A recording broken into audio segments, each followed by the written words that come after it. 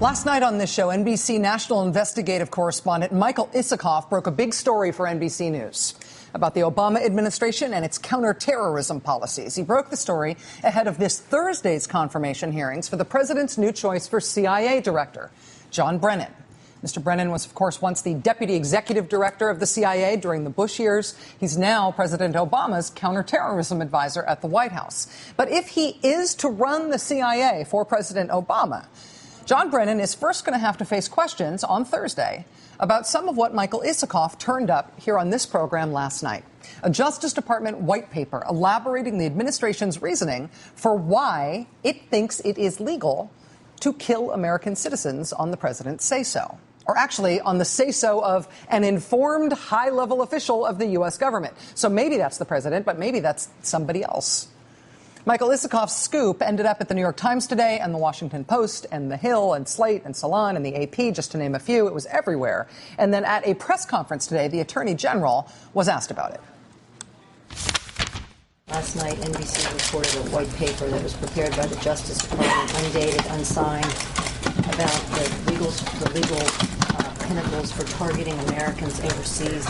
Could you please give us what the precise definition is and how that would be carried out? Well, there are a series of speeches that I gave, Jay Johnson gave, John Brennan gave, where we tried to lay out for the American people the considerations that go into the operations. We say that we only take these kinds of actions when there's an imminent threat. Mr. Attorney General, you brought up the phrase imminent threat. Is that the same as an ongoing threat, or is there a difference between those two? Well, I mean, some of these things are fact-based, and I can't necessarily get into the weeds or kind of parse these things. You can't, I think, examine these terms without having a reference to the facts. The facts. These things are based on facts, facts that I cannot tell you, so I cannot reference them because I cannot tell you them, but they are facts. Watch. Why not release the memos? I mean, you were a driving force behind releasing the Bush administration's torture memos. Why aren't you a force for this? Well, I mean, we'll have to, look at this and see what it is we want to do with these memos. But you have to understand that we are talking about things that go into really kind of how we conduct our offensive operations. Right. Exactly. They go into how you conduct your offensive operations. That's the thing we want to know about. The memo doesn't seem to be classified, though, right? It was marked confidential but not classified. Why not release that to the general public? You said that you can only discuss that in a classified setting, but in this memo you're discussing the difference between those two. We're taking what sounds like an ongoing threat and saying that it's an imminent threat. Yeah, well, I mean, that's something we'd have to look into, what's exactly in the white paper. We'd have to look into that. You're not aware of what's in the white paper? We'll have to look into that. You have to look into that. Your agency wrote it. Also, NBC put the whole thing online. Seriously, check it out. Super easy. We've linked to it at Maddow blog. You can just look at it there. It's 16 pages long, shorter than most articles in The New Yorker.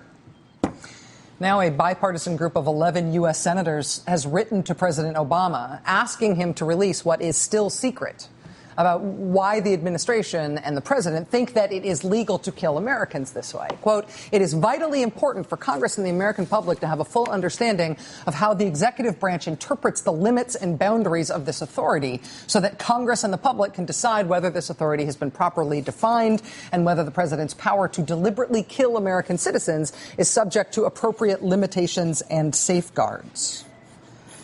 Honestly, in the real world, particularly in the real political world, there is some compunction, but very little compunction, about the president using extreme counterterrorism measures. The president using lethal force against bad guys. In the case against the American whose killing seems to have inspired a lot of the secret legal reasoning, the case against Anwar al-Awlaki does not exactly tug at the heartstrings, right? U.S. citizen or not. As a senior recruiter for al-Qaeda, he was associated both with the mass shooting attack at Fort Hood in 2009 in Texas and with the attempted Christmas Day airliner attack, the underwear bombing, right? Later that same year. If we accept that the U.S. is at war with al-Qaeda, then it is not a stretch to believe that the U.S. would target a prominent al-Qaeda figure like Anwar al-Awlaki in that war. I mean, with some exceptions, the broad political and moral and legal issue here is not an issue with U.S. forces killing bad guys.